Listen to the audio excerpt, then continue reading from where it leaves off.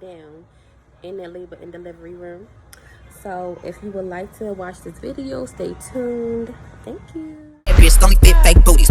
Bad bitch, stomach fit fake booties. Bad bitch, stomach fit fake booties. Bad bitch, stomach fit fake booties.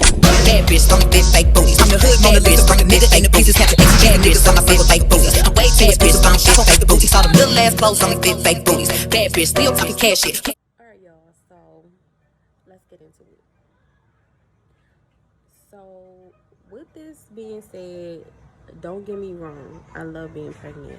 I love being pregnant because it was a beautiful experience. It was a beautiful time for me to get to know myself, get to know my body, get to understand that women can do it all, honey. Like, my eyelashes messed up, but oh well. So anyway, yeah, like,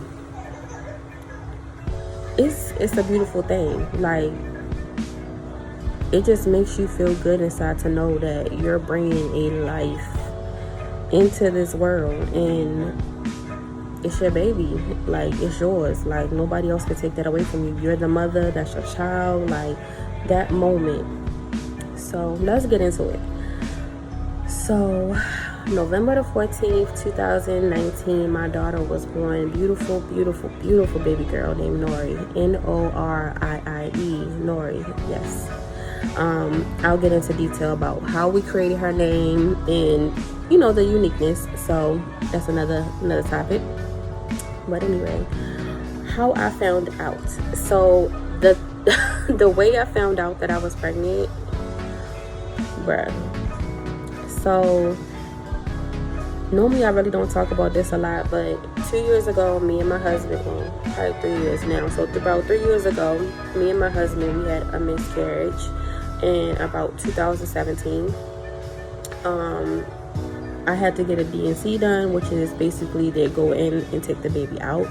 The baby actually stopped growing about 8 weeks and 5 days, and it had no heartbeat. So yeah. But anyway, this pregnancy was very crucial to me. I took it very seriously because of that miscarriage. So you'll understand. That's a little bit of why, so you'll understand. So basically what happened was we went to the Dollar Tree, and my husband, yes, I said my husband, sugar was a married girl. But anyway, so I went to the Dollar Tree with my husband, and he was like, babe, you need to take a pregnancy test. And I'm like, first of all, no, I don't. I'm good. It's probably just me being bloated. Because, you know, y'all know, like, when you about to come on your period and you get all bloated and you get all swelled up, sore and all of that, y'all know. So that's basically what happened. So that being said, he took it upon himself to throw a pregnancy test in our shopping cart. And it was like, I'm getting this, you're going to take it. And I'm like, whatever, that makes you feel better, then okay. Because mind you, who wants to keep taking pregnancy tests and you keep getting a negative result? Like, nobody want to keep doing that, sis. Like, nobody.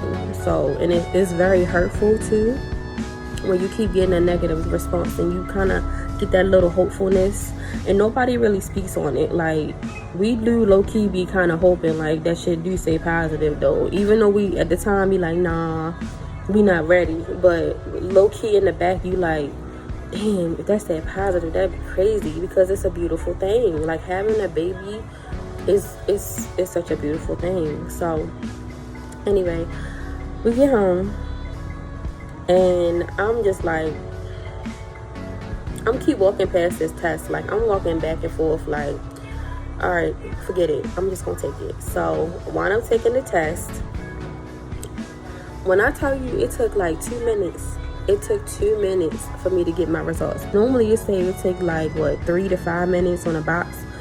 That stuff took not even 2 minutes, 2 seconds. As soon as I got up, looked down, it was 2 bold lines, sis. Bold. Not no low light pink or little show, nothing like that. It was 2 bold pink lines that say yes, sis. Yes. You pregnant, girl. I looked at that test like several times. I stood in that bathroom for at least 5 minutes staring at that test, girl, like staring at it, like, because I was like really in denial about it. Like,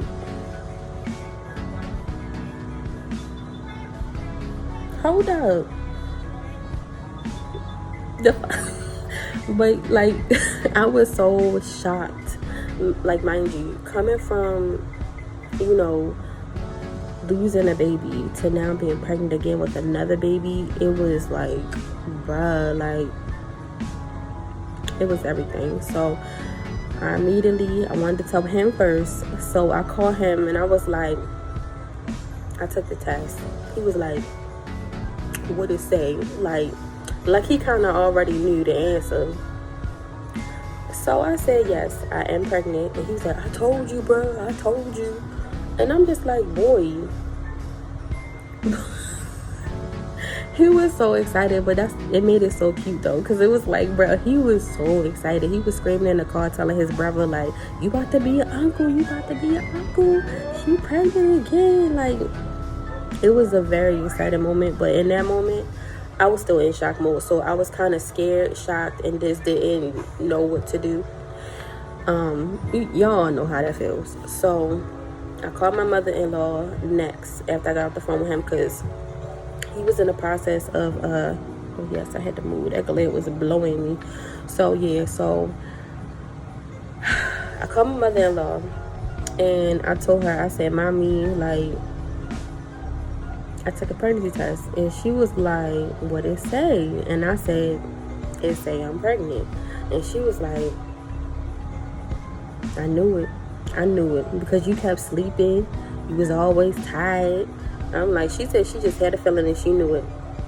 So I think she had a dream too. She said she had a dream I was pregnant. It was something like that, but yeah.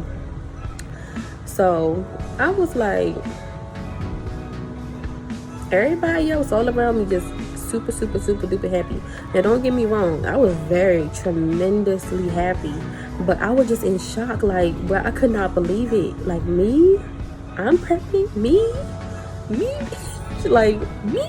Like, bro, I was in disbelief, like, mad disbelief. But when I tell you, it was a unbelievable moment. It didn't get real for me until I seen her on the ultrasound for the first time, and I heard that heartbeat. Because mind you, like I said, in 2017 that baby did not have a heartbeat, but her heartbeat was strong. It was strong. It was beating like it was so unbelievable. It was so precious. And then as time went on, like, I just got filled with love, because I'm about to really have a baby and she's mine. And I just never could, I can't even express how that feeling felt at that moment when I was like, I'm pregnant. But anyway, let's get to the point, because I know y'all probably like, all right, sis, we already get it. But labor and delivery time. So during my whole pregnancy, I was not really active. So, yep, I was one of them moms. I was just so scared the whole pregnancy. I didn't talk to nobody about it. I didn't say anything to anybody, but the whole pregnancy, sis, I was very scared. Like, I was just like, I don't want to do anything to hurt this baby. I don't want to do anything to lose this baby, to make this baby have any issues. I wanted this baby to be healthy, perfect, loved, like everything. And I don't want to do anything to harm my baby. I don't want to do anything to harm myself, because you know, when you're pregnant, you're kind of in a fragile state, basically. So it's just like, you want to take precaution. So I did not really walk. I mean, I said work, whatever. I did not really walk like that, like I was supposed to. I wound up just resting a lot, taking my time. I didn't start walking until probably like my 9th month. That's when me and Bae was like, yeah, you need to start walking. Every time he came home from work, he made me get up. Every time when we were on the weekends, he made me go outside the door. My mother-in-law, she was like, you coming to the stove, because we gonna go for a walk.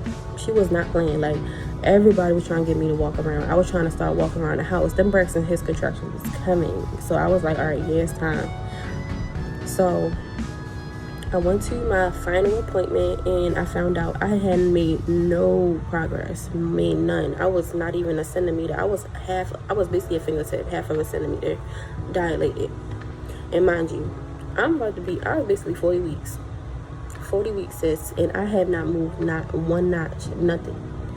So she said, all right, you gonna come in, I think it was that, you gonna come in that Wednesday. Early in the morning, 8 o'clock, we're gonna induce you. If you don't induce, we're gonna send you home. I was like, oh, okay.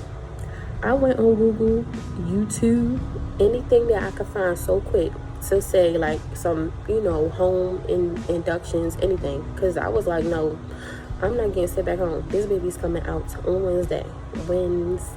Yeah. So after that happened, I went home and I seen a video where you can use the castor oil. Now, don't be coming in the comments talking about I heard that was bad to use. You ain't supposed to use castor oil. Look, I used this, sis, and it worked for me. What worked for me may not work for you. Okay? And my baby was very healthy and very okay. But anyway, so I used the castor oil. I took 4 teaspoons. Now, I know that was OC, but I was not trying to get sent home. So I took 4 teaspoons of the castor oil. Yes, I threw up later that night. Nori was like, no, boo. Nope. Not today, sis. That is not how we gonna go. I don't know what you just took, but it need to get out. So I threw up.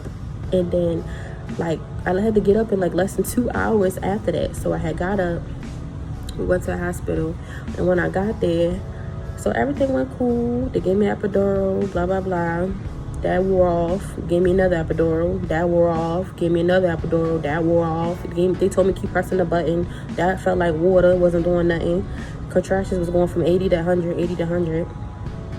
So she was like, yeah, you should have her by 7 o'clock. Now, to go all the way back, she broke my water. Because, all right, so I kind of skipped past it. But, yes, I did induce myself to 3 centimeters. I was 3 centimeters dilated, 50% of face. And so she just took it upon herself, was like, all right, well, let's just break the water. And the nurse was like, are you sure you want to do that? That's a little early to be breaking her water. And she was like, yeah, she's already rupturing. Break it. She broke my water at 3 centimeters and 50% of face. Nori was stuck at 3 centimeters and 50% of face. She was trying to squeeze her way down, but she was stuck. She was not moving. Every time they checked me, she said, yo, you should have her by 7. 7 came, still 3 centimeters, 50% of face. 8 o'clock came, same. 9 o'clock, 10 o'clock. And they said, all right, well, we'll try 6 in the morning. If you ain't had by 6 in the morning, you're going to have to get that C-section. So I spent 23 hours in labor just to get a emergency C-section the next morning, 6 o'clock a.m. Nori was born 6:46 a.m. on a Thursday. And I was like, bro, I could have had her Wednesday, but my doctor wasn't even there. She went home. She came back that morning to give me my C-section. But anyway, that situation was a mess because I was in contractions all that whole 23 hours just waiting. She didn't move, she didn't slide down, she didn't do anything. She just was stuck at 50% of face, 3 centimeters. She was not going nowhere. She was trying, because the way she came out, my husband was she had her head was in a cone shape. You could tell that she was trying to squeeze down already, and her face was so swelled. She was swelled, really swelled up. Her eyes were swelled up, her face was swelled up. But I just thank God she was healthy. She was very long. She was almost 20 inches. She was 19 point something inches. But yeah, she was almost 20 inches. My baby was going to be tall. Mind you, I'm 5'3". She's gonna be taller than me. But yeah, So during the C-section, it was kind of rough because I actually did feel them cutting me. So he was just like, like, are you feeling any pain? Like, are you feeling any pain? Are you feeling like the incision? Like, feel them cutting you basically. So I said, yeah, I'm feeling everything. Like, I don't know if you didn't give me enough medicine, but I felt all of that. So he gave me whatever he gave me. I felt like I was in another world. I felt like I wasn't even in my body. I felt like I was drugged up. So once that happened, I finally got to a point where I didn't feel it no more. I'm sorry, I lost my train of thought, girl. Too much going on. My baby just woke up. So but yeah, I lost my train of thought. Oh yeah, so Kashawn finally came in the room. I did not know who he was, honestly. Like, he tried to touch me. He was like, babe, she here. Babe. He's like, babe, can you hear me? And it was like, she not going to understand you or know who you are. Like, she's on that drugs, the medication that we gave her. So it's going to just give her some time to recover from it. So when Nori came out, I was like, I hear a baby crying. I'm like, who baby is that? Because that, mind you, when you on that medication, it's like, bruh. So yes, I was on the medication, and I was just like, who baby is that? Like, is that my baby? And it was my baby girl, screaming like crazy. And then when she looked at Kashawn, he said that she locked eyes with him. Like, she just knew who he was, and it just was like the instant connection. So after everything happened, I didn't hold her until we actually got to the postpartum room, because they took me back to the room I was originally in, where I was waiting to have her. But then after that, they waited for me to wake up to take me to the postpartum room. And at that point, I was able to see her. I went back to sleep. I cried, seen her, went back to sleep, because I was still coming down from the medication. So when I went to a postpartum room and I seen her, she was so cute, so tiny, like 6 pounds, 12 ounces. She was so small. And she was just my little tiny little baby, my little precious baby. She was just so beautiful to me. Still is. Very beautiful. I held her for the first time, and she opened her eyes for me. In that moment, I was just like, bruh, like, this is the moment that I was waiting for. Like, this is why I took my time during my pregnancy. This is why I wanted to make sure I do everything I had to for her. So that moment was just surreal for me. Like, it was everything. And the fact that my husband was there through thick and thin, through that whole, like, the nights of throwing up, the 4 months I can't eat, I can't sleep. Like, he was there. Like, I don't know no other person. Like, he is so strong, so supportive, so loving, so caring, so sweet. Like, I just love my husband. Like, I really do. And I appreciate him, and I thank him, because in that moment, It's okay, baby. I'm not gonna lie, y'all. I was scared. Okay. But he made it better. He made me understand, like, it's okay. You don't have to be scared. You don't have to worry. Like, it's okay. So after everything happened, that beautiful moment in that hospital with him I was in hospital for about 5 days. And I went home that Sunday. But that whole time, it was so beautiful. That moment of just spending it with just me, him, and her was everything. Like, it was everything. It made me feel complete. I felt like I'm finally happy. I'm finally at a place where I can be happy. Because I went through a lot.